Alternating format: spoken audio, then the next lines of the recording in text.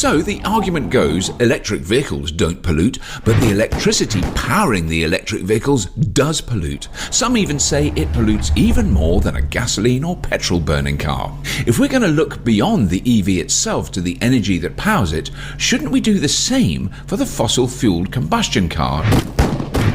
So what goes into producing the fuel that you burn in your car every day?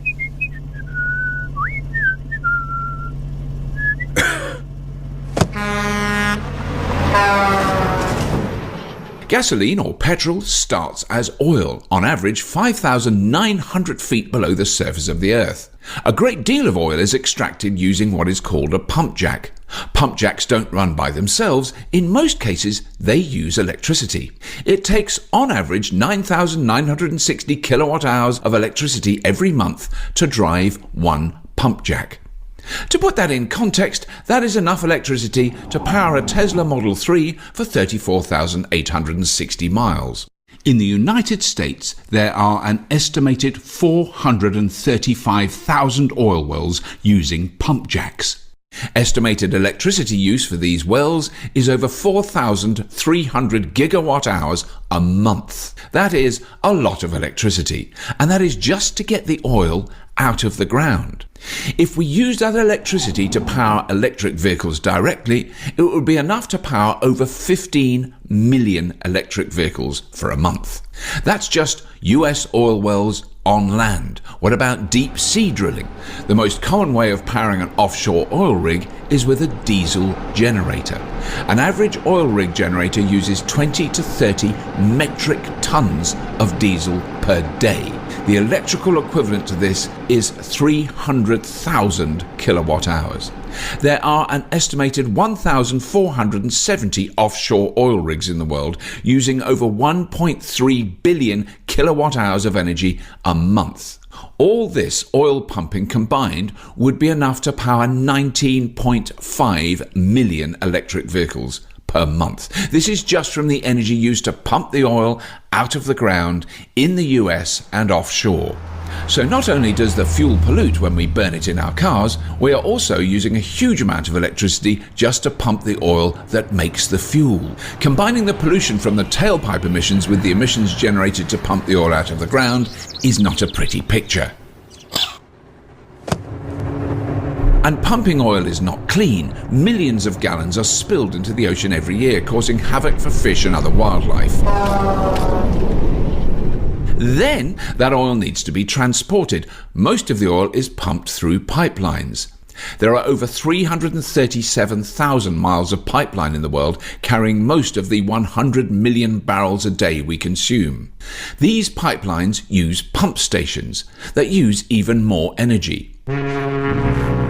Oil is also shipped. The oceans are unregulated as regards emissions, so ships use the cheapest, dirtiest fuel possible to keep costs down, making them one of the largest pollution sources on the planet. Shipping is responsible for an estimated 1 billion tons of CO2 per year, and 10% of that is shipping oil. Because these tanker ships pollute so much, many countries do not allow them to operate near their coastline, so they have to be towed into port where the oil is transferred to a refinery. Refining oil takes a huge amount of energy and generates even more pollution. Refining is done by heating oil up to 800 degrees Fahrenheit or 420 degrees centigrade. Heating 100 million barrels of oil a day to these temperatures requires an enormous amount of energy. Heating this oil generates so much pollution, refineries create a serious health hazard anywhere they operate. Refineries are the #1 pollution source in many major cities around the world. It is so bad that people living near these refineries have a marked increase of lung disease. Once the oil has been refined, it is transported to fuel stations in diesel trucks, creating even more pollution. Then this fuel is burned in cars and trucks right in our cities where we live and breathe. These cars and trucks have internal combustion engines that are extremely inefficient. 70% of the energy from burning fossil fuels is wasted as heat, while only 30% goes to turn your wheels. So after we use all that electricity pumping oil out of the ground, refining it, transporting it, we then waste 70% when we burn it. Fossil fuel production is an incredibly dirty, inefficient process from start to finish. When we contrast all this to powering an electric vehicle, the difference is very stark. Electricity does not need to be pumped from thousands of feet underground, transported with trucks or trains, or pumped along pipelines. It does not need to be shipped overseas. It does not need to be refined, and it is not polluting where we live and breathe. Even if electricity is produced from burning coal, the power plant is far away from population centres, transferred over power lines, keeping any direct pollution away from the population. And if the EV is powered with clean energy, it is clean from start to finish. In the United States, 47% of electricity comes from sources that emit no CO2. In Europe, it is even better at 56%. And the percentage of clean energy is growing every year as coal and gas plants are being replaced by renewable energy sources. So what about the lithium used in EV batteries? Lithium is a metal that is mined in the deserts of Australia, China, Argentina and Chile. Besides being a key ingredient in batteries, lithium is also ingested as a medicine for bipolar disorder. Much has been made about the environmental impact of lithium mining, but this is all a little bit overblown. Australia is the largest producer of lithium in the world. If there were any major environmental problems with this mining, some Australians would be talking about it. But what is Australia really talking about when it comes to pollution? Oil refining. Yes, oil refining is creating a much bigger environmental risk than all the lithium mining going on anywhere in the country. Australia is not a very densely populated country. They consume 1% of the world's oil supply and only refine 1/4 of the oil they consume. But they mine 50% of the world's lithium. So a country that only refines 1/4 of 1% of the world's oil and mines 50% of the world's lithium, the biggest contributor to pollution and risk to human health in Australia is oil refineries. That does not even take into consideration the drilling, pumping, transporting and burning of this oil. This is just refining it. The more you look into it, the argument that battery production is somehow as bad as the cycle of fossil fuels is ridiculous. All the lithium mining in the world to date has not done anything like as much damage to the environment as just one major oil spill.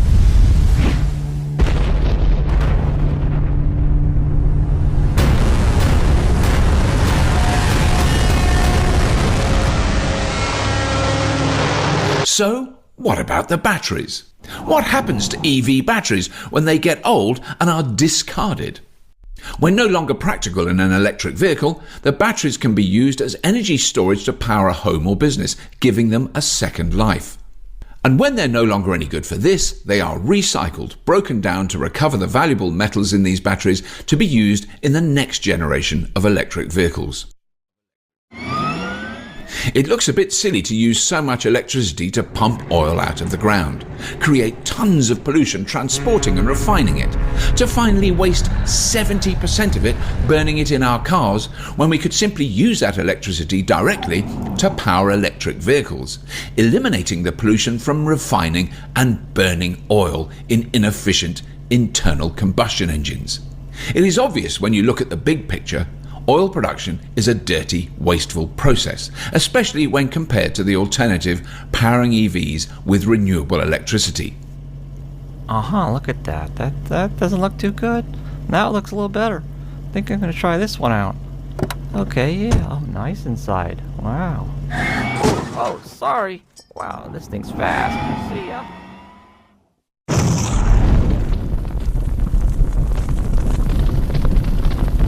What can you do? One of the last obstacles preventing many people from going electric besides misinformation is people who live in apartments and condominiums with shared parking. Many of these residents have no way to install a car charger. If you are a lawmaker, sit on a city council or a local council, if you serve on the board of a housing association, if you own rental property, you can do something to help. Vote to install car chargers, or indeed install them yourselves in car parks or on the street, so people who live in apartments can have a place to charge their electric vehicle. There are companies that even offer ways for you to make a profit from these charges. Support the taxing of fossil fuels and using the subsidies to support the shift to electric vehicles. With the right incentives and political will, change can happen very quickly. In Norway, they have made a huge shift to electric vehicles in a very short time. Electric vehicle sales in Norway have reached over 50% of all vehicles sold. Support the installation of solar panels wherever possible. Going solar is now cheaper than buying electricity from the grid and starts paying for itself from day one. And if you are fortunate enough to own your own home, get an EV and install solar panels. You will save thousands on fuel and electricity and have the peace of mind knowing that you are not contributing to the horribly dirty oil and gas industry. Share this video, post it to forums like Reddit, Nextdoor, Facebook and others to help spread the word. Lastly, this is an open source video. You are free to translate this video into another language for reposting. Contact us to download a version you can add a translated voiceover and text to. The day when our cities are clean of sulfur dioxide, carbon monoxide and other toxic chemicals and particulates emitted from tailpipes and oil refineries can happen. We have the technology to do this now. Supporting this transition to electric transportation will bring this day closer to fruition. We hope you enjoyed this video. Thanks for watching and stay clean.